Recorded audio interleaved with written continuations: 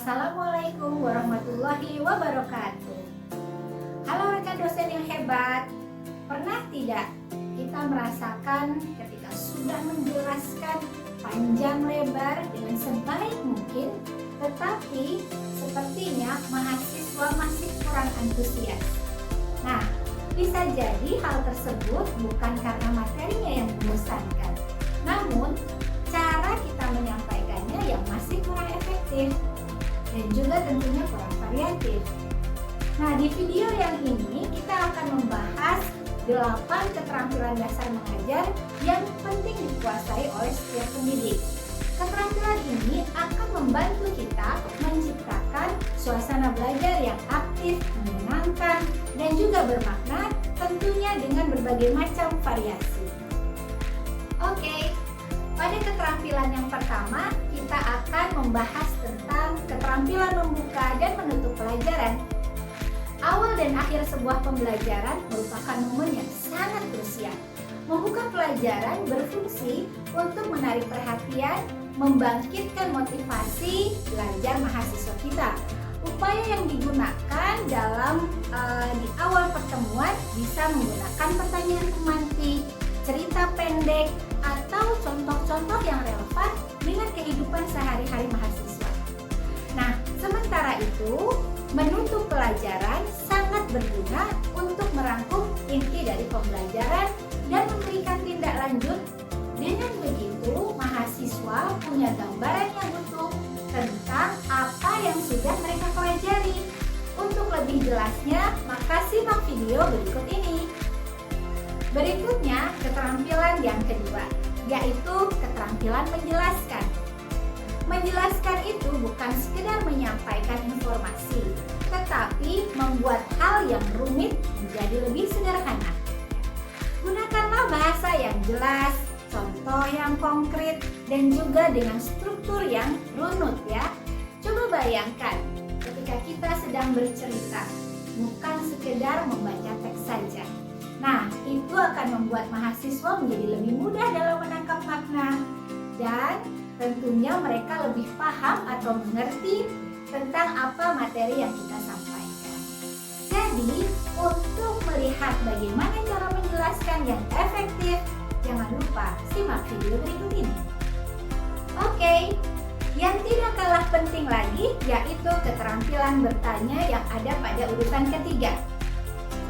Bertanya adalah cara paling sederhana tetapi yang paling kuat, khususnya untuk mengaktifkan mahasiswa kita. Pertanyaan yang baik bisa membuat mereka berpikir, berdiskusi, bahkan bisa menemukan jawaban sendiri. Nah, gunakan pertanyaan yang beragam, variatif, mulai dari yang levelnya sederhana sampai pertanyaan yang dapat menantang logika mereka. Jangan lupa beri mereka waktu sejenak untuk berpikir sebelum kita menuntut jawaban dengan cepat. Agar terasa perbedaannya, yuk mari kita lihat bagaimana contoh praktik bertanya yang baik berikut ini.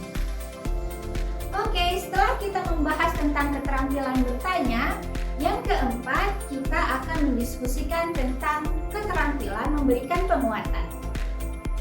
Setiap mahasiswa pasti butuh pengakuan atas usaha yang sudah dilakukannya. Memberi penguatan bisa dilakukan lewat kata-kata, berupa pujian, senyuman, atau bahkan sekedar gerakan tubuh saja. Tujuannya bukan sekedar membuat mereka senang, tetapi menumbuhkan motivasi belajar yang lebih kuat. Untuk melihat bentuk-bentuk penguatan dalam situasi yang nyata, mari kita simak video berikut ini. Sampailah kita pada keterampilan yang kelima, yaitu keterampilan mengadakan variasi. Bayangkan kalau dari awal sampai akhir mengajar, kelas hanya diisi dengan ceramah saja. Pasti akan sangat membosankan, bukan? Nah, tentunya variasi dibutuhkan untuk menjaga agar energi kelas kita tetap hidup.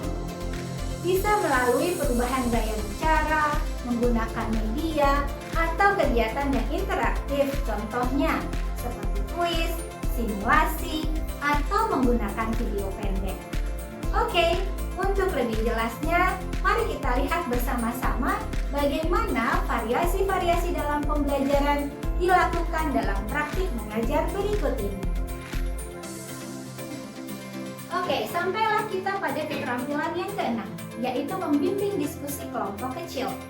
Diskusi kelompok kecil adalah salah satu kesempatan bagi mahasiswa untuk belajar bekerja sama dan juga berpikir kritis.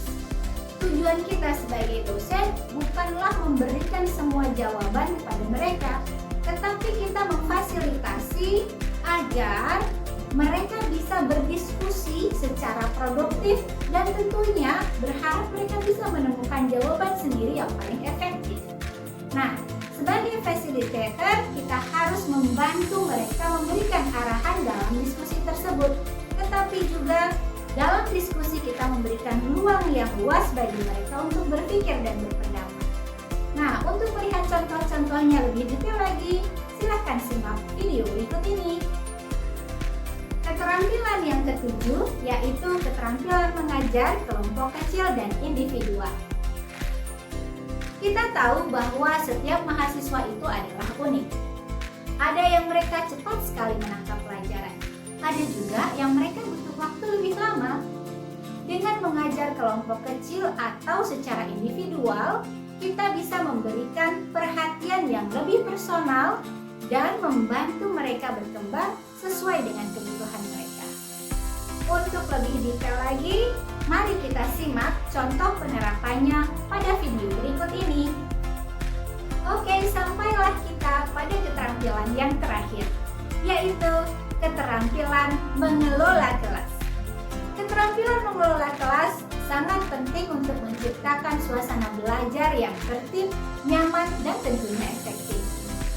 Dosen yang terampil dalam mengelola kelas bukan berarti dosen yang keras, ya, tetapi beliau mampu menjaga fokus dan keterlibatan mahasiswa dengan cara yang bijaksana. Gunakan pendekatan yang positif seperti mengatur posisi tempat duduk, memberikan isyarat nonverbal, atau menggunakan humor yang ringan untuk menenangkan situasi. Ingat, kelas yang kondusif adalah kelas yang dikelola dengan hati, bukan dengan amarah. Untuk lebih jelasnya, marilah kita simak video berikut ini tentang praktik-praktik pengelolaan kelas yang efektif. Nah, itulah tadi 8 keterampilan dasar mengajar yang bisa membantu kita sebagai dosen menciptakan pengalaman belajar yang lebih hidup dan lebih bermakna. Ingat, mengajar bukan hanya soal menyampaikan materi, tetapi soal menumbuhkan semangat belajar dan rasa percaya diri dari mahasiswa. Maka rujuk link berikut ini untuk materi yang lebih lengkap terkait dengan keterampilan dasar mengajar. Teruslah berlatih, berefleksi, dan jangan takut mencoba hal-hal yang baru, karena dosen hebat adalah mereka yang terus belajar. Wassalamualaikum warahmatullahi wabarakatuh.